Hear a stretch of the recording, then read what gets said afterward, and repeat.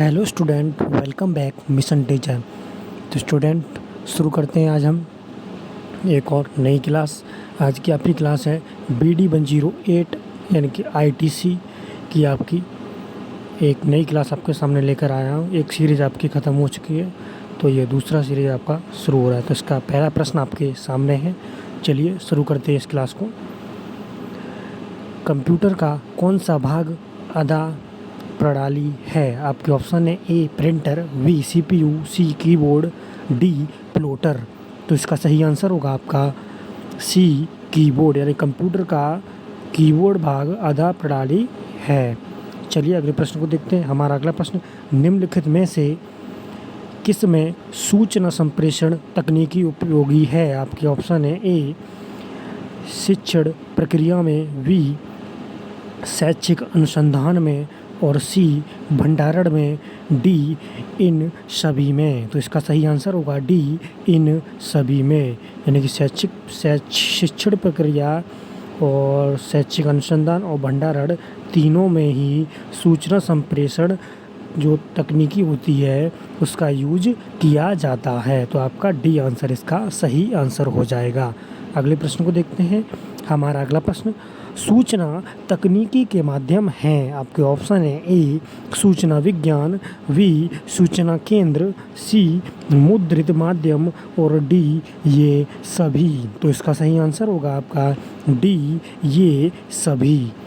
चलिए अब हम देखते हैं अगले प्रश्न को। हमारा अगला प्रश्न है आपके सामने, सूचना का आशय उस विस्तृत ज्ञान व्यवसाय से है जो मानव कल्याण के लिए प्रत्येक विषय पर, प्रत्येक व्यक्ति के लिए, प्रत्येक स्थान पर उपलब्ध होती है। यह कथन किस व्यक्ति का है? आपके ऑप्शन है A professor SK Dubey, B Shrimati RK Sharma, D C doctor A Barolia और डी राय वर्ण। तो इसका सही आंसर होगा आपका बी श्रीमती RK शर्मा। चलिए अगले प्रश्न को देखते हैं। हमारा अगला प्रश्न है, शिक्षा में सूचना व संप्रेषण तकनीकी का कार्य क्षेत्र है। आपके ऑप्शन है ए शिक्षक लक्ष्यों का निर्धारण, बी व्यूह रचनाओं और युक्तियों का चयन, सी ए और बी दोनों, डी इनमें से कोई नहीं। तो इसका सही आंसर होगा सी ए और बी दोनों, यानी कि शिक्षक लक्ष्यों का निर्धारण और व्यूह रचनाओं एवं युक्तियों का चयन शिक्षा में सूचना एवं संप्रेषण तकनीक का कार्य क्षेत्र होते हैं। तो आपका सी आंसर इसका सही हो जाएगा, ए और बी दोनों। चलिए अगले प्रश्न को देखते हैं। हमारा अगला प्रश्न है, तकनीकी का प्रमुख घटक हैं। आपके ऑप्शन है ए अदा, बी प्रक्रिया, सी प्रदा और डी ये सभी। तो इसका सही आंसर होगा डी ये सभी, यानी तकनीकी के प्रमुख घटक अदा, प्रक्रिया और प्रदा तीनों ही होते हैं। आपका सही आंसर डी रहेगा। चलिए अगले प्रश्न को देखते हैं। हमारा अगला प्रश्न है, पारस्परिक समूह के द्वारा द्विपक्षीय प्रसारण अथवा संप्रेषण में उपयोगी हैं। आपके ऑप्शन है A video disc, B teleconferencing और सी दूरदर्शन, डी रेडियो। तो इसका सही आंसर होगा बी टेली कॉन्फ्रेंसिंग। चलिए अगले प्रश्न को देखते हैं। अगला प्रश्न हमारा, एक कंप्यूटर सिस्टम का प्रमुख अंग है। आपके ऑप्शन है A computer data, B hardware, C software और डी ये सभी। तो इसका सही आंसर होगा आपका डी ये सभी। चलिए अगले प्रश्न को देखते हैं। हमारा अगला प्रश्न, सूचनाएं वक्तव्यों, तथ्यों अथवा आकृतियों का संकलन है। यह वाक्य किसका है? आपके ऑप्शन है ए हाफमैन, बी एन वेल्किन, सी लुंडबर्ग और डी लीलैंड ब्राउन। तो इसका सही आंसर होगा आपका ए हाफमैन जी का यह तथ्य है। चलिए अगले प्रश्न को देखते हैं। हमारा अगला प्रश्न, सूचना उसे कहते हैं जिसमें आकार को परिवर्तन करने की क्षमता होती है। यह वाक्य यानी यह कथन किसका है? आपके ऑप्शन है ए हाफमैन, बी एन वेल्किन, सी लुंडबर्ग और डी लीलैंड ब्राउन।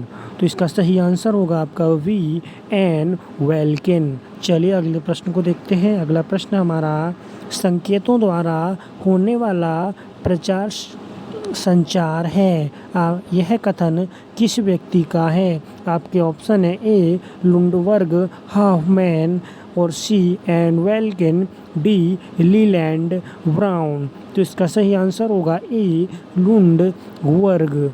चलिए अगले प्रश्न को देखते हैं। हमारा अगला प्रश्न है, मनुष्य के कार्यक्षेत्र विचारों एवं भावनाओं के प्रसारण व आदान प्रदान की प्रक्रिया है। आपके ऑप्शन है A Leland Brown, B Lundberg, C N Welkin और डी हाफमैन। तो इसका सही आंसर होगा आपका ए लीलैंड ब्राउन। चलिए अगले प्रश्न को देखते हैं।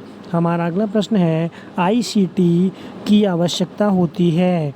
आपके ऑप्शन है ए अप्रशिक्षित शिक्षकों को प्रशिक्षित करने के लिए, बी 100% साक्षरता के लक्ष्य के लिए और सी दूरस्थ शिक्षा योजना के लिए, डी उपर्युक्त सभी। तो इसका सही आंसर होगा डी उपर्युक्त सभी, यानी कि डी आंसर आपका सही हो जाएगा। चलिए अब हम बढ़ते हैं अगले प्रश्न की ओर। हमारा अगला प्रश्न है, सूचना एवं संप्रेषण तकनीकी के क्षेत्र में शामिल हैं। आपके ऑप्शन है ए तो आपका पहला ऑप्शन है ए शिक्षण अधिगम प्रक्रिया का विश्लेषण, बी शैक्षिक लक्ष्यों या उद्देश्यों का निर्धारण, सी दृश्य श्रव्य सामग्री का चयन उत्पादन एवं उपयोग और डी उपयुक्त सभी। तो इसका आंसर डी हो जाएगा। चलिए अगले प्रश्न को देखते हैं। हमारा अगला प्रश्न है, आईसीटी का उपयोग होता है। आपके ऑप्शन है ए शिक्षा के क्षेत्र में, बी शैक्षिक संस्थाओं में, सी रोजगार एवं कुशल कर्मचारी ढूंढने के क्षेत्र में और डी उपर्युक्त सभी। तो इसका सही आंसर होगा डी उपर्युक्त सभी, यानी कि आईसीटी का इस्तेमाल शिक्षा के क्षेत्र में, शैक्षिक संस्थाओं में और रोजगार और कुशल कर्मचारी ढूंढने सभी में होता है। चलिए अगले प्रश्न को देखते हैं।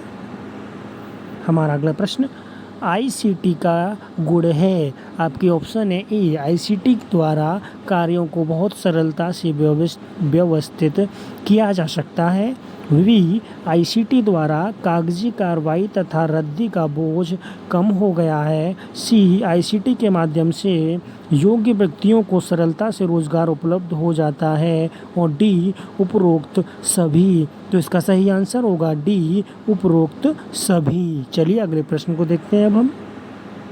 हमारा अगला प्रश्न है, आईसीटी का दोष है। आपके ऑप्शन है ए आईसीटी के माध्यम से लोग काफ़ी बेईमानी करते हैं, बी आईसीटी का दुरुपयोग करके लोग महिलाओं के अश्लील चित्र बनाकर इंटरनेट पर अपलोड कर देते हैं और सी साइबर अपराधों की संख्या दिन प्रतिदिन बढ़ती जा रही है, डी उपरोक्त सभी। तो इसका सही आंसर होगा डी उपरोक्त सभी, यानी कि आईसीटी के ये सारे दोष हैं। चलिए अगले प्रश्न को देखते हैं अब हम। हमारा अगला प्रश्न है, प्रतिदिन की गतिविधि करते समय प्रोडक्टिविटी सॉफ्टवेयर ज़्यादा दक्षता और प्रभावशीलता प्राप्त करने में लोगों की सहायता करते हैं। इसमें एप्लीकेशन शामिल हैं। आपके ऑप्शन है ए ईमेल, बी कोड, सी वेब ब्राउज़र्स और डी उपरोक्त सभी। तो इसका सही आंसर होगा डी उपरोक्त सभी। चलिए अगले प्रश्न को देखते हैं। अगला प्रश्न है हमारा, प्रोग्रामिंग लैंग्वेज की श्रेणी है। आपके ऑप्शन है A machine language, B assembly language, C high level language और डी उपरोक्त सभी। तो इसका सही आंसर होगा डी उपरोक्त सभी। चलिए अगले प्रश्न को देखते हैं। हमारा अगला प्रश्न है, हाई लेवल लैंग्वेज इस कंप्यूटर पर चल सकते हैं। आपके ऑप्शन है ए थर्ड जनरेशन लैंग्वेज यानी कि 3GL, वी और वी ऑप्शन है आपका फोर्थ जनरेशन लैंग्वेज यानी कि 4Gl, और सी ए और बी दोनों, डी इनमें से कोई नहीं। तो इसका सही आंसर होगा आपका सी, ए और बी दोनों, यानी कि 3Gl और 4Gl दोनों ही पर हाई लेवल लैंग्वेज, यानी कि हाई लेवल लैंग्वेज इस कंप्यूटर पर चल सकते हैं। चलिए अगले प्रश्न को देखते हैं। हमारा अगला प्रश्न है, तकनीकी अभिसरण से तात्पर्य है। आपके ऑप्शन है ए तकनीकी क्रिया से, बी तकनीकी प्रयोग से, सी तकनीकी परिवर्तन से, और डी तकनीकी सहायता से। तो इसका सही आंसर होगा सी तकनीकी परिवर्तन से, यानी कि तकनीकी अवसरण से तात्पर्य तकनीकी परिवर्तन से होता है। तो आपका सी आंसर सही हो जाएगा। चलिए अगले प्रश्न को देखते हैं। हमारा अगला प्रश्न है आपके सामने। अगला प्रश्न, शिक्षा के क्षेत्र में कंप्यूटर भूमिका निभाता है। आपके ऑप्शन है ए शिक्षक की, बी युक्ति की, सी छात्र की, और डी ये सभी। तो इसका सही आंसर होगा डी ये सभी। चलिए अगले प्रश्न को देखते हैं। अब हम अगला प्रश्न हमारा, शिक्षा के उद्देश्यों की पूर्ति में कंप्यूटर की भूमिका है। आपके ऑप्शन है ए कंप्यूटर योग्यता के आधार पर छात्रों को वर्गीकृत कर सकता है, बी कंप्यूटर शिक्षण सामग्री को छात्रों एवं उनके दलों में विभक्त कर सकता है, और सी कंप्यूटर समय की बचत कर सकता है, डी उपरोक्त सभी। तो इसका सही आंसर होगा डी उपरोक्त सभी। चलिए अगले प्रश्न को देखते हैं। तो इसका आंसर आपका 22 क्वेश्चन का आपका आंसर डी रहेगा। चलिए 23वें क्वेश्चन को देखते हैं। शिक्षा के उद्देश्यों की पूर्ति में कंप्यूटर की भूमिका है। आपके ऑप्शन है ए कंप्यूटर योग्यता के आधार पर छात्रों को वर्गीकृत कर सकता है, बी कंप्यूटर शिक्षण सामग्री को छात्रों एवं उनके दलों में विभक्त कर सकता है, सी कंप्यूटर समय की बचत कर सकता है, और डी उपरोक्त सभी। तो इसका सही आंसर होगा डी उपरोक्त सभी। चलिए अगले प्रश्न को देखते हैं। अगला प्रश्न हमारा, मल्टीमीडिया से लाभ है। आपके ऑप्शन है ए सभी व्यक्तियों तक इसकी पहुंच है, बी विद्यालय प्रशासन एवं प्रबंध संबंधी सभी समस्याओं का समाधान मल्टीमीडिया कर सकता है, और सी मल्टीमीडिया शैक्षिक सुविधाएं एवं शैक्षिक योजनाएं जन सामान्य तक पहुंचाने में सहायता करता है, डी उपरोक्त सभी। तो इसका सही आंसर होगा डी उपरोक्त सभी। चलिए अगले प्रश्न को देखते हैं। अगला प्रश्न है हमारा, कंप्यूटर सहायक अनुदेशन को शामिल किया जाता है। आपके ऑप्शन है ए कोमल उपागम में, बी कठोर उपागम में, सी ए और बी दोनों, डी इनमें से कोई नहीं। तो इसका सही आंसर होगा सी ए और बी दोनों। चलिए अगले प्रश्न को देखते हैं। हमारा अगला प्रश्न है, कंप्यूटर सहायक अनुदेशन का क्षेत्र इतना व्यापक हो गया है कि अब इसे मात्र शिक्षण मशीन अथवा अभिक्रमिक अनुदेशन के अनुप्रयोगों के रूप में नहीं समझा जा सकता। यह कथन किसका है? आपके ऑप्शन है ए हिलगार्ड एवं ब्राउर का, बी भट्ट का, सी शिकनर का, और डी थार्नडाइक का। तो इसका सही आंसर होगा ए हिलगार्ड एवं ब्राउर का। चलिए अगले प्रश्न को देखते हैं। हमारा अगला प्रश्न, कंप्यूटर सहायक अनुदेशन का प्रमुख रूप है। आपके ऑप्शन है ए अनुरूपित प्रकार का अनुदेशन, बी खेल के रूप में अनुदेशन, सी अभ्यास कार्यक्रमों से संबंधित अनुदेशन, और डी उपरोक्त सभी। तो इसका सही आंसर होगा आपका डी उपरोक्त सभी। चलिए अगले प्रश्न को देखते हैं। अगला प्रश्न हमारा, CAI को शैक्षिक उद्देश्यों की प्राप्ति की दिशा में विद्यार्थी कंप्यूटर नियंत्रित प्रस्तुतीकरण CCP तथा अनुक्रिया रिकॉर्डिंग उपकरण RRA के माध्य चलने वाली अंतःक्रिया के रूप में समझा जा सकता है। यह कथन किसका है? आपके ऑप्शन है ए भट्ट का, बी हिलगार्ड एवं ब्राउर का, सी रूसो का, डी थार्नडाइक का। तो इसका सही आंसर होगा ए भट्ट का। चलिए अगले प्रश्न को देखते हैं। अगला प्रश्न हमारा, कंप्यूटर सहायक अनुदेशन की विधि है? आपके ऑप्शन है ए अनुकरण की विधि, बी अभ्यास की विधि, सी समाधान की विधि और डी ये सभी। तो इसका सही आंसर होगा डी ये सभी। तो आपका इसका डी आंसर सही हो जाएगा। तो चलिए स्टूडेंट, आज की क्लास को हम यहीं समाप्त करते हैं। आपको मिलते हैं नेक्स्ट क्लास में। तब तक के लिए सभी स्टूडेंट को best of luck and thank you. और जो भी स्टूडेंट इन क्लासेस की PDF लेना चाहते हैं वो हमारे Telegram channel the mission teacher को ज्वाइन करें। वहाँ जाकर आपको इन्फॉर्मेशन मिल जाएगी कि किस प्रकार आपको टेलीग्राम से PDF को लेना है। तो वहाँ पर हमारा मोबाइल नंबर दिया हुआ है, उससे हमें मैसेज करें और आपको PDF प्राप्त हो जाएगी।